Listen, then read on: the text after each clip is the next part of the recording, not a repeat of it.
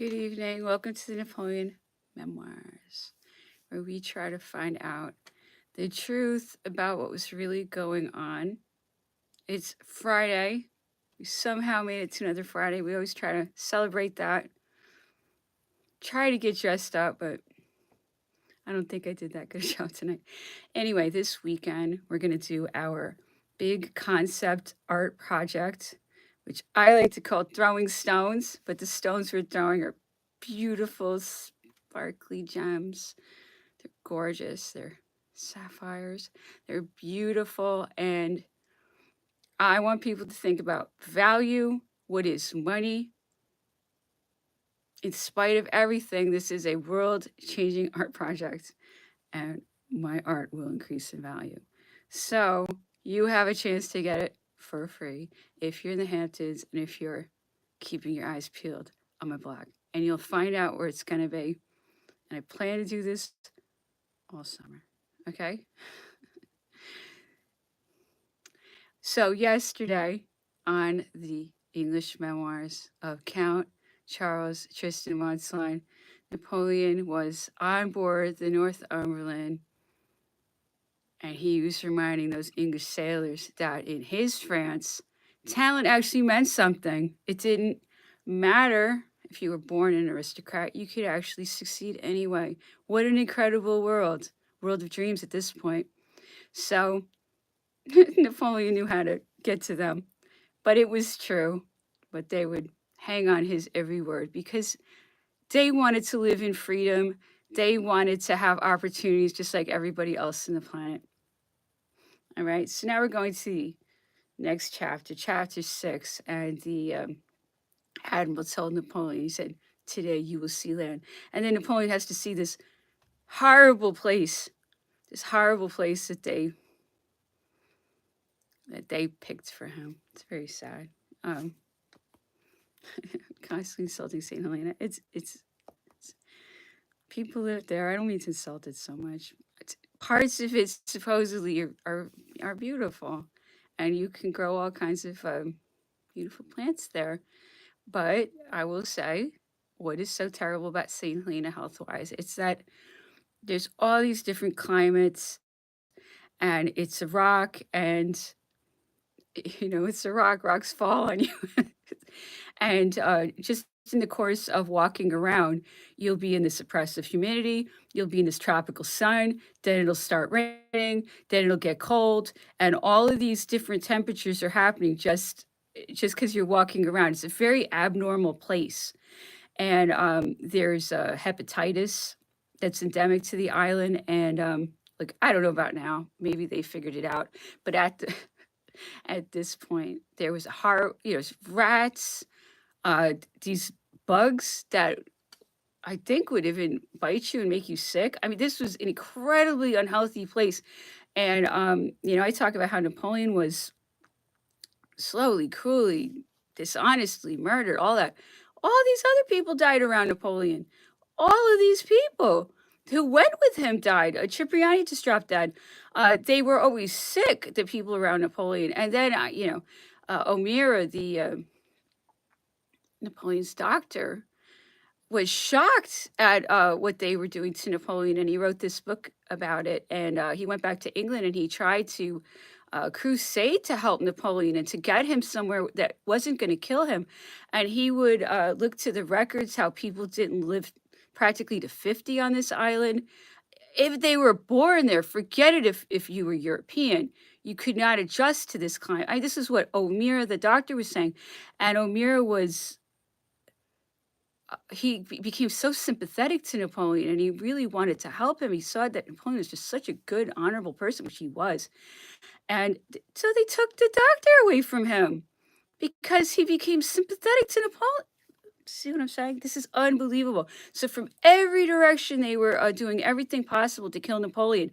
And then, oh, how dare you? Of course he died of natural causes. His father died in his 30s. This is crazy, the lying. And that's why I focus on this. I know I sound like I can't help it. I cannot help it. I can't help it. It's the lies. These lies need to be dealt with. And this is something that It's history, and I can prove it. And I can prove that these are huge lies that people are constantly being told.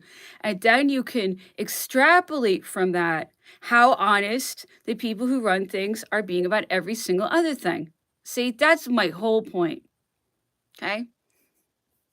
That's my whole point. My whole freaking point is that you can determine the honesty of the people who run education, banking, the government, and the media, you know? Exactly. Okay? That's how much you can believe all of those things.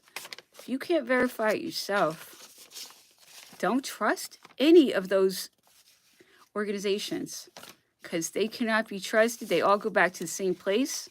I have told you what that place is many times. I'm going to let you think about it. Somewhere, island nation, certain island nation. Once you figure what country that is. So, all right, so I already got started. Anyways, let's do Montalon. Chapter 6, St. Helena, on the 16th of October, 1815. The Northumberland cast anchor in the roadstead of St. Helena at a short distance from the village, which the pride of the islanders is called Jamestown. On, I get it. On the 17th, the emperor disembarked. Sad anniversary of a sad day 2 years before, and almost at the same hour that Napoleon set foot on the land of his exile, France had lost the Battle of Leipzig. The house of Mr. Poitevin had been got ready in haste under the direction of the Admiral and the Grand Marshal to receive us for a time. It is agreeably situated at the entrance to Jamestown. Two pretty but very small rooms on the first floor compose the lodging of the emperor. He immediately caused his iron bedstead to be conveyed thither, and in a very short time after his arrival, he was settled as he had been on board ship, making use only of the articles belonging to himself. We established ourselves in various parts of the house as best we could, thinking only of the pleasure of being once more on shore and of being together en famille. All the English had left us. The island of St. Helena is 2,000 leagues from Europe, 900 leagues from any continent, and 1,200 leagues from the Cape of Good Hope. It is a volcanic formation in the midst of the Atlantic, 15 degrees, 15 south latitude, and 5 degrees, 46 west longitude. Its peak is called Diana's Peak, raises its dark summit to a height of 3,000 feet above the level of the sea, and is seen at a distance of 60 miles. The soil of the island consists of lava, cooled at different degrees of fusion, and plowed up with deep ravines. A fruitful mold is only to be found in places where it has been carried by the hands of men, with the exception perhaps of a few valleys. Some small portions of wood crown the lower summits of Diana's Peak. Everywhere else, what appears from a distance to be wood is merely a sort of wild broom imported from Ireland by an Irishman who wished to make use of it as firewood and sown on a farm, which he endeavored without success to establish at Longwood. In a few years, this plant covered all sides of the ravines round about. The East India Company has also made some useless attempts on the plain of Longwood. We, at least, have found no mark of cultivation to be compared to that of the worst farm in Poland. Everywhere that the lava and the scoria have not been left bare, this is a grayish matter, somewhat similar in color to potter's clay, and has in some places acquired sufficient consistency to be used instead of soft stones in the building of houses. It can be cut with a knife like chalk. It does not resist drippings of water. The moisture of the soil destroys it in a few days if care is not taken to enclose it in hard lava. or in stone brought from Europe, or from the Cape of Good Hope. All the stone for the construction of the emperor's house was sent from England. Okay, he might be a poisoner. Sure he is. He has to be. Anyway, but he's letting you know this is not a place for life. Life doesn't live here, okay? He's making it very clear. This was, you fill in the word. I'm going to keep calling them what I think they are, okay? This is a cruel murder, you know? This is a cruel way to kill someone, and the people around him, too. Okay, so a lot of people didn't make it back. This is horrible. This is a nightmare. This is terrorism. This is evil. This was sending a message to anybody else in the world. You want to do what Napoleon did? And who's sending that message? Find out. Find out who is sending that message to the world.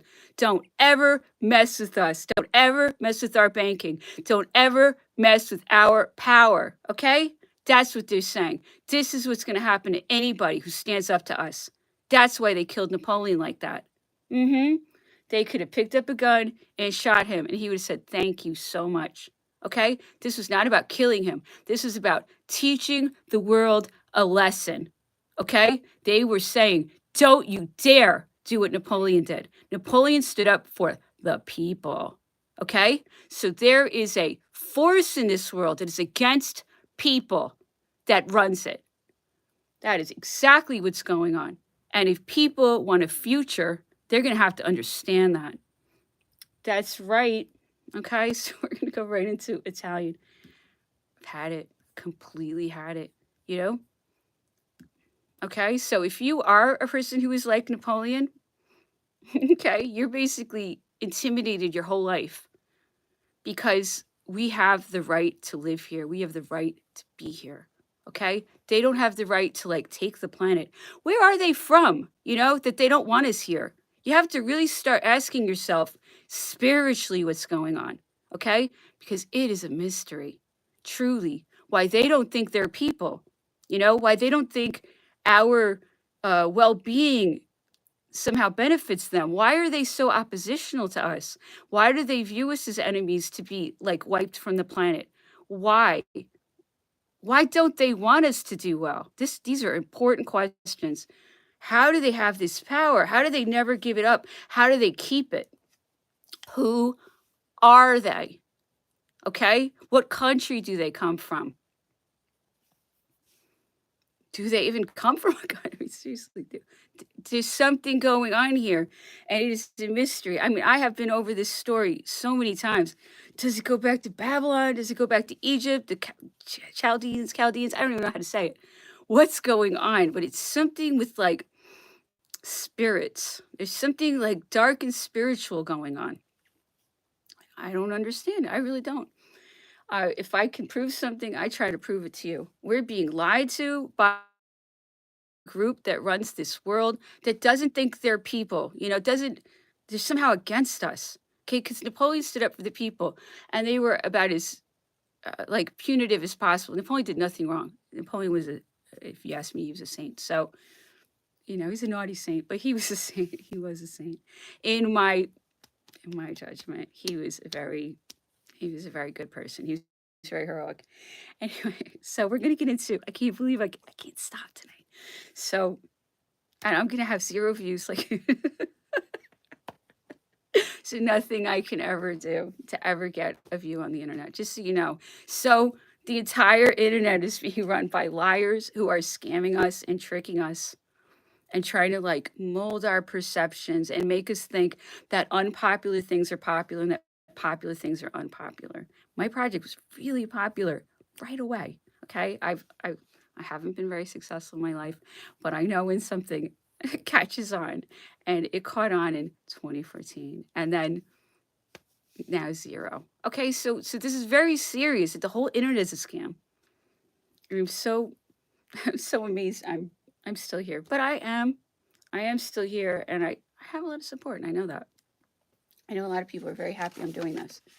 How do I know that? Because I can feel things. You know, they try to isolate me, make me think there's like no interest in what I do. So hopefully I'll stop.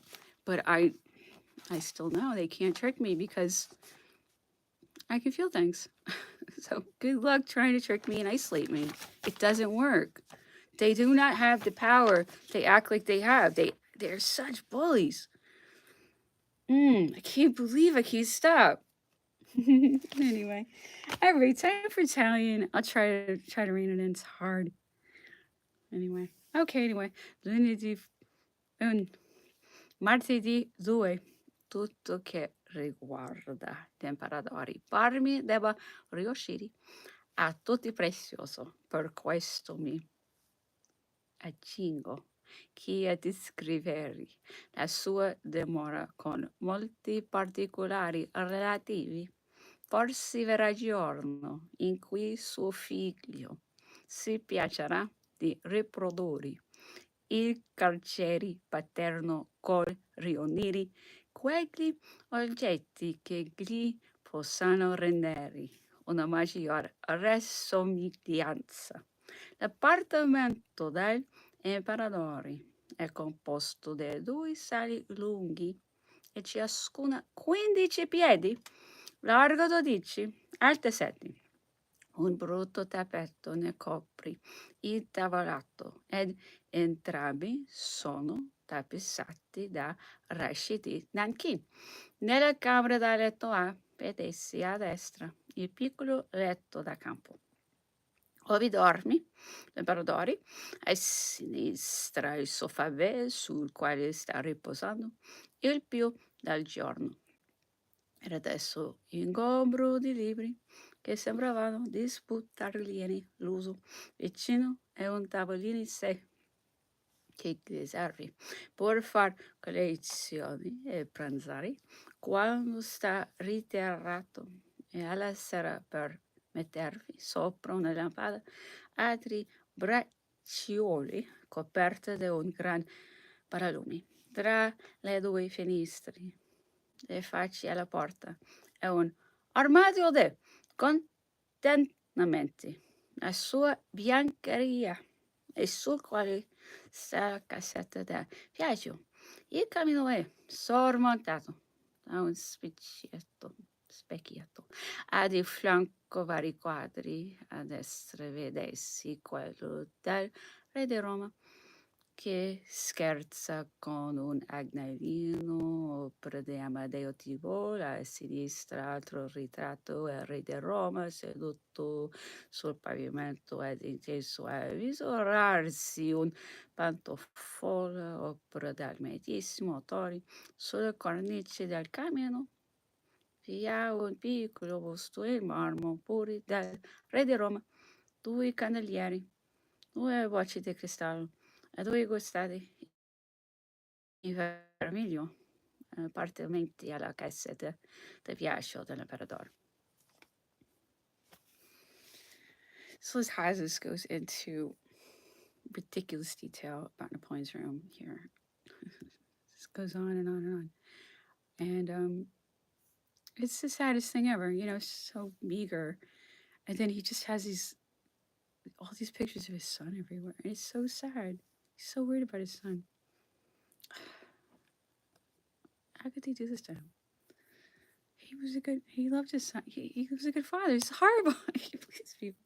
And then they turned his son into a prisoner. And he knew it. He knew they were going to kill him. To understand all throughout Selena, he knows they're killing him. And then they're going to go kill his son. He has to live with this. Yeah, I know. It's horrible.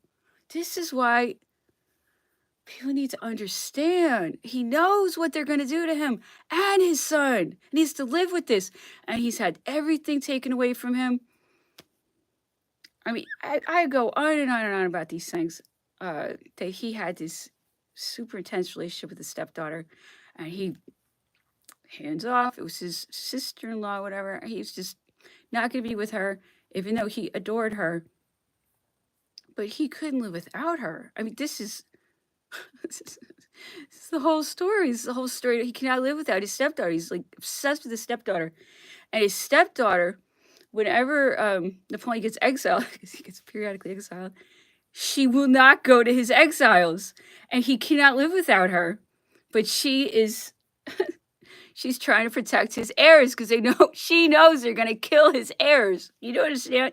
She knows they're gonna try to kill her sons. This is the mafia miserable life these people led. So Napoleon, who cannot live without this woman, adores this woman so much, he basically forced her into his family against her will. She will not go to his exiles because she has to protect his heirs. She feels, even though he really can't live without her, it's in his best interest to protect her sons because they can carry on his legacy. So they're just completely obsessed with this mission that they have, which is to form like a just empire. This is a beautiful story. You will never see this from Hollywood. Oh my goodness, no. You're going to hear, you're not going to hear this story. No way. Anyway, but you hear from me. You'll at least hear from me. So, time for poor Lavalette, like say every night, waiting to be guillotined because he knows their secrets. It's that simple. He didn't do anything wrong. And all of these people convicted him. So it took this whole conspiracy to sign off on murdering this person to create a climate of terror in English Gold occupation France. So these people will accept this puppet. Louis, I can't believe I'm like this again, but Louis XVIII, okay, is being forced on the people of France a second time.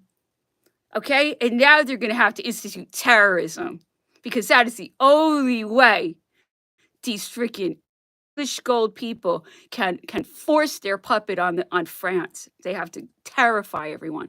And then there was another revolution. So this is the process. They torture the population until finally the population has a revolution because they're so mad. They've been so oppressed. And then when the revolution happens, which is totally like twisted and organized to favor the secret societies, then the secret societies, well, you guys had a revolution. We have to become even more oppressive now. And this is what's been going on for 200 years. It didn't get like this. This was so before our lives. They've been doing this and they operate over centuries. It's really wild. It's incredible. So again, you have to ask yourself, well, people really don't think in terms of centuries. We think about our own little lives. So who's really running this that they think in terms of centuries? Like this is a multi-century conquest of the planet. Then you have to ask, who's really doing this? Because people don't think like that. I mean, seriously, these are the things that I wonder about. I can't prove. But these secret societies operate over centuries. And what the situation we're in has been engineered for longer than our lives. It's really wild. If you look at people like David Rockefeller and these people that are like in on it, and you see they're like behind the wars, they own the banks, and it's, oh my goodness. And then like one dies out, like the Rockefellers, and then the other one comes in and there's like vacuum of power, and you just watch them and it's like they're playing this huge game, but they don't understand what it is to be human and to care about others. They're just like, wow, if we did this, we could get all this land, get all this gold. That would be amazing. Oh, and then we'll have even more power. Like they don't think of the human cost. This is irrefutable, what I'm saying. Oh my goodness. Like I'll just stick to things that cannot be challenged. This is how it is. Anyone can see that. Anyway, so Lavalette, this is the incredible story, one of the most incredible stories of the Napoleonic saga is that Emily de Beauharnais Lavalette didn't even want to marry Lavalette. Initially, he so won her over. He was such a good person, and she was also a good person. She just wasn't in love with him in any way. She wanted to be with Louis Bonaparte, who was very handsome. In spite of all his problems, he was like kind of the handsome one in the family. It's crazy because Louis was such a jerk. But maybe she just, even Napoleon said that, so girls really responded to Louis. Anyway, so, but he was the worst husband ever. This is a huge topic of this project, because Hortense, Napoleon's stepdaughter, was saddled with Louis because Napoleon wanted to keep his stepdaughter as close as possible So why not have her marry his brother? What could go wrong with that plan, right? What could go wrong? Right, just have her marry his brother. Perfect. And then he'll just adopt their children. It'll be so easy. Everything went wrong. All right. The ranting is quite a bit tonight. So here we go. Emily's gonna bust Lavalette out of jail, and Lavalette has to wear her clothes. And he's saying yesterday, the problem, she's taller than me. She was tall. She was a beautiful tall girl. Anyway, she was one of the most beautiful people in this whole thing. But she was a special person. So let's continue. À 5 heures, Emily arriva accompagnée de Joséphine, qui je revis avec autant de surprise que de joie. Je crois, me dit-elle, qu'il vaut mieux prendre notre enfant pour nous accompagner.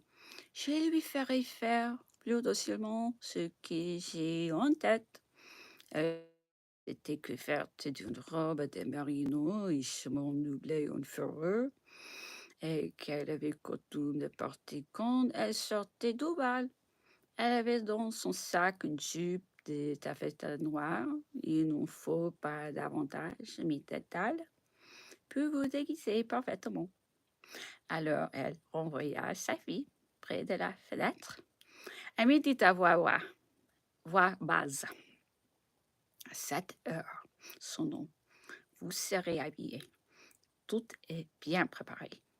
Vous sauterez en donnant les bras à Joséphine.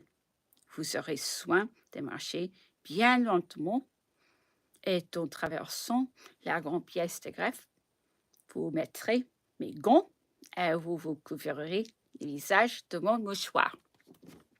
Je vais penser à prendre une voile, mais malheureusement, je n'ai pas pris l'habitude de le porter en venant ici. Il n'y faut donc pas penser.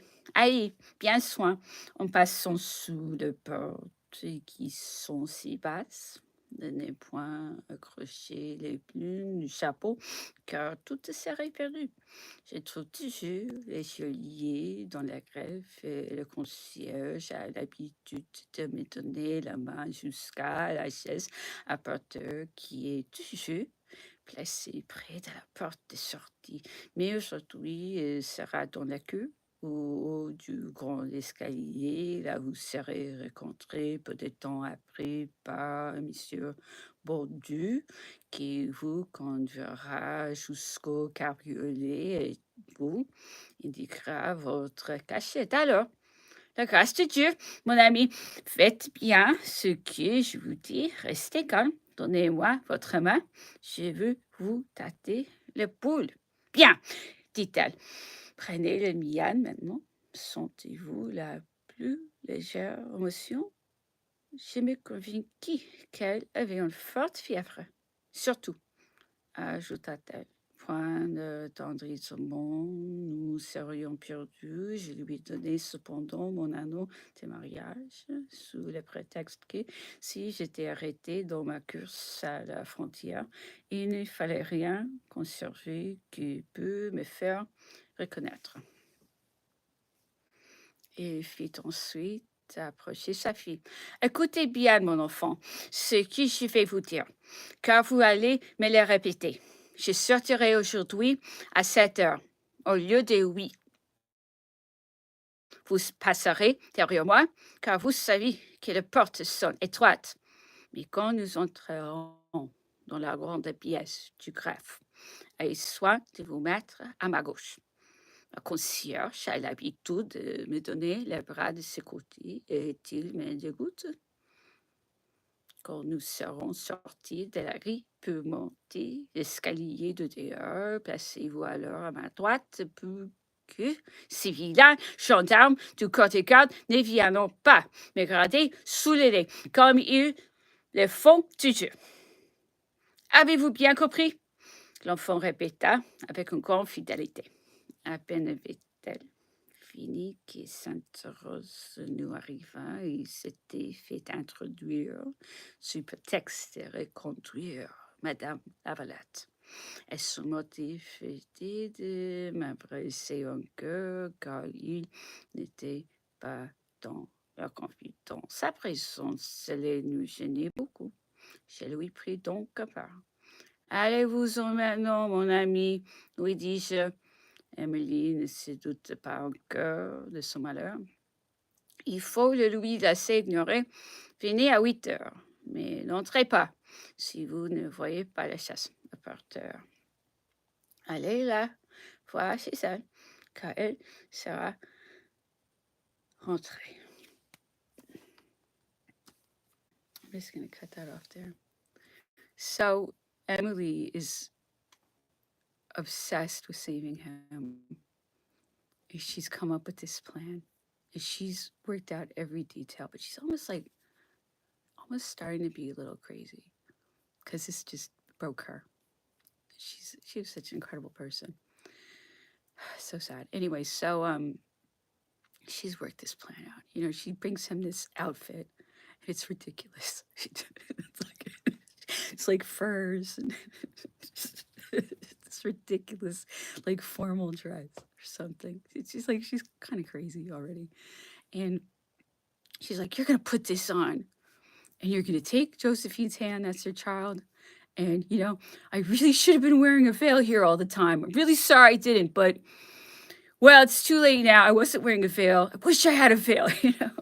So you're just going to have to cover your face with a handkerchief. It's like, don't look at this guy. He always looked at me in the face every time I came in. So she's like strung out. And then she takes this, she's like, let me feel your pulse. And he's like, and then he feels her and she like has this horrible temperature. It's crazy. So she's like, she said, you know, if you die, I die. You can't die. So they've pushed her too far. And that's why this is such an incredible story. I mean, such devotion. It's such devotion. Anyway, that's what gets me about this. She was a hero. She was a true hero. Lavalette was a true hero. There's so many true heroes in this story. And I want them all to be remembered. And I tell your friends, you know, find out about these people. They're an inspiration. We don't hear about them for a reason. What do we read in high school? Oh, we read 1984 in high school. Do you see what I'm talking about? You could be reading these books in high school, right? Oh, but you don't, do you? See? Who's controlling your education? Okay? They're programming you to think that 1984 is how it like is going to be. Okay? This is programming. This is brainwashing for people who want to enslave us and kill us. Okay? 1984, when I read that, I was like, wow, I don't want to live in that. Is that what's going to happen to me? Because I knew I was never going to go for any of this stuff. Every single time I ran into oppression, I just like bucked it. So they were basically saying to me, as that sort of person, resistance is futile. You will never win. That's what they're teaching you in high school, that you can't go up against them. Yes, you can. Okay? Don't let them psych you out.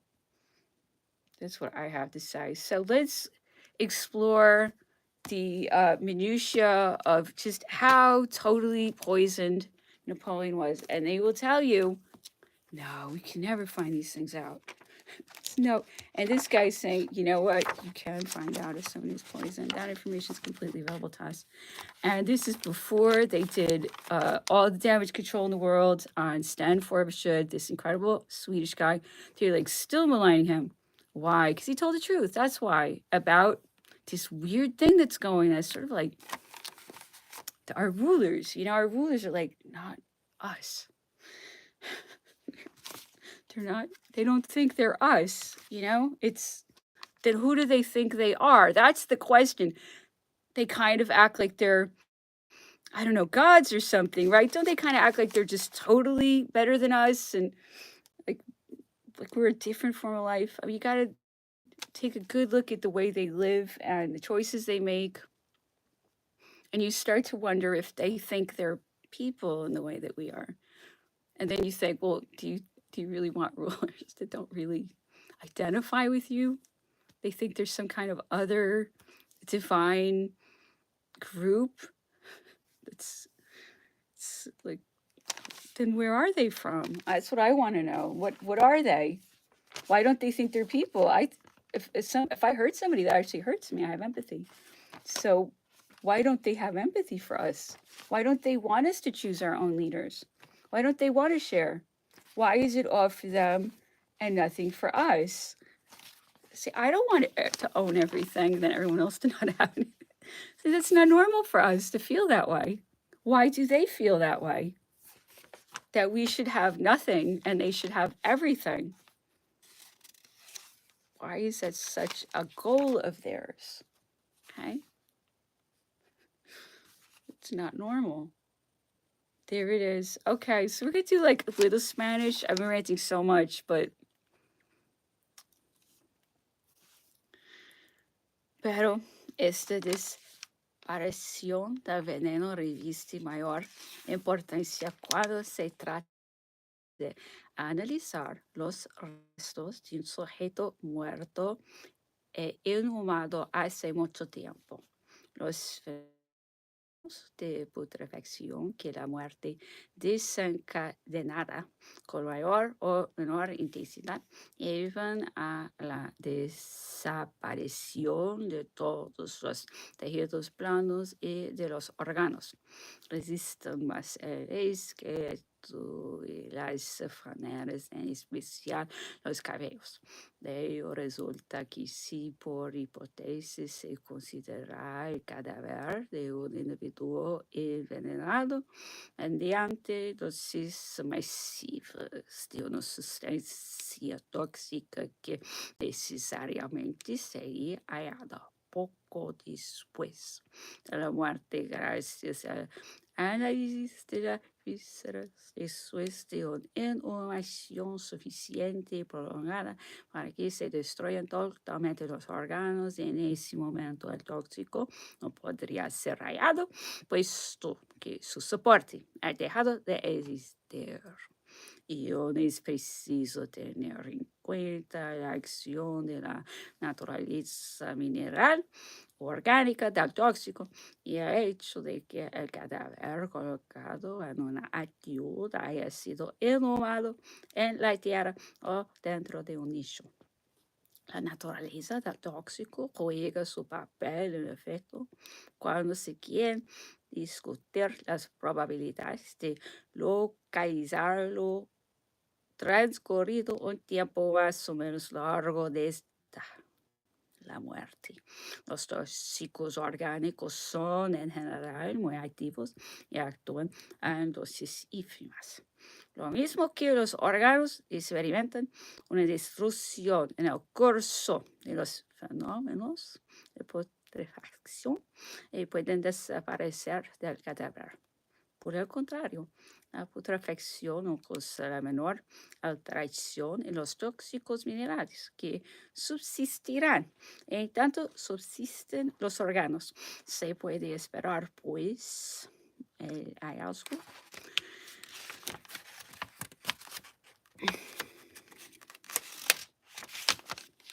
proporciones sensibles y anormales en la medida en que subsista algún órgano o vestigio de órgano que analizar. Looks like we're going to learn a lot about poisoning in this one. This guy was a toxicologist. So this is what he did. This is his, I don't want to bend the page. So he is an expert on poisoning. And he knows everything about it. That's what he's telling you. He knows everything about poisoning. He knows exactly when someone's been poisoned. He knows in what circumstances you can't tell, when you can tell. He's like, just because the whatever rotted, you could still get the poison. I mean, he is just letting you know. He knows what he's doing. Because he knows what they're going to do. That's the funny part. Those of us who tell the truth about Napoleon, we know it's coming. Okay? Understand this. Okay? This is all about telling people don't ever do what Napoleon did. You won't win. It's a huge psych out. I'm telling you this. My computer won't come out of its box now. Okay. So all of this is to tell you, you will never, ever, ever, ever, ever be able to beat these people. It's not possible. Napoleon. To lie about him, to slowly kill him from every angle, they'll tell you, this is the worst thing you could possibly do. It's do what Napoleon did. See? They're telling you, whatever you do, don't be like Napoleon. It won't end well. That's the day we leave the hospital when we're born. We're being told, don't be like Napoleon. Don't be a hero. Ever. You won't win. Okay, so they're constantly trying to psych us out. Why? So we won't unite. So we won't have any courage. So we'll be a bunch of terrified little sheep that put up with everything they do because they know all we have to do is unite. It's like that. Like that. Do you understand? Woo! We just united. They're done. See how easy that was? They can't do anything. There's not that many of them. You see? No violence, no problems. Everything just gets better. But people are so scared and they're so terrified about money. See, it's brainwashing. If we united, we could help each other. We wouldn't help it. You wouldn't help people. If we united and we moved past this whole nightmare, you wouldn't help anybody out. You wouldn't have any extra to help somebody else out with. We would help each other. No? Yeah, we would actually. This is a very malignant influence that I think is making us a lot worse than we really are. Yeah, I believe that. Because I know if I could help someone, I would. And I see other people feel very positive about that. Anyway, so, this is going to be my dream that'll never happen. And then they'll just slowly finish us off with their rituals, which actually kill us. 9/11, look it up. It's a ritual. Okay, so they do rituals on us. Why do they do rituals on us? Think about that. And the rituals involve killing us so they can get power. So what is that? See, that's abnormal behavior. And then they get away with it because so many people are bribed. That doesn't seem right to me. Why can't we get an honest look into 9/11? Why? It was a ritual. It was a death ritual that got them a ton of power. And that's why we're in the situation we're in right now. Because that death ritual went so well for them. Because we didn't unite or rise up or do anything about it. And now we asked for what we're going through right now. Because we let them do that. That's why I talk about 9/11. Because it's so famous. And we taught them that they can do stuff like that to us. And we'll just sit there and take it. And that validates that they're superior to us. And that we really don't even deserve to have rights. Because they don't let us have rights. I can't believe this is still on with the stuff I'm saying. Anyway, but like I said, let's just unite and help each other. And then when terrorists, liars start saying, oh, if you don't whatever, we're going to whatever, just help each other out and then don't listen to them because they somehow hate us and I don't know why they hate us or why they don't think they're people. Like I said, I deal with them. They chase me around and I know that they don't act like normal people. They act like I'm some kind of errant livestock. And they're going to shake carrots at me and threaten me. And the little sheep is going to go back into the little pen. And I don't know why they think this is happening. They think I'm going to operate like a sheep. They treat us like we are livestock. That's what they do. And they treat me like I'm livestock. And I'm a very uncooperative form of livestock for them. So that's how I'm treated. So we're not livestock. This is our planet. Okay. Here we go. Dienstag um 9 Uhr machte der Kaiser eine Spitzerfahrt. Wir sahen ein Schiff heransteuern, das der Kaiser mit dem Fernrohr betrachtete. Er ließ den Doktor einsteigen. Denn für in Betrachtung dieses Schiffsentreffen nach der Rückkehr frühstückten wir alle unter den Bäumen. Er unterhielt den Doktor sehr viel über das Betragen des Gouverneurs gegen uns seine beständigen Plackereien.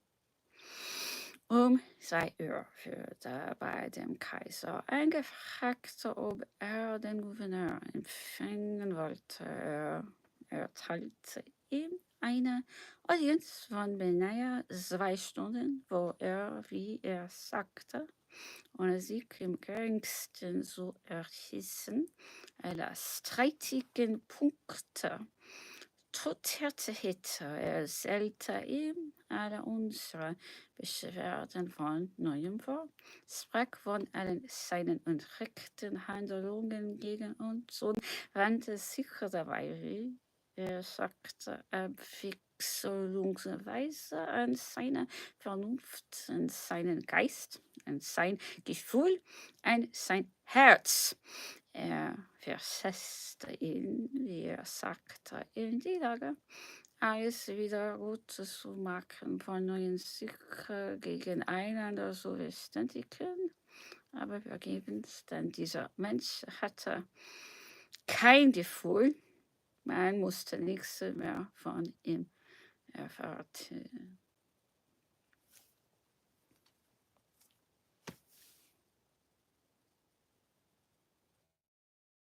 It's something emotional. That's all I got. Anyway, I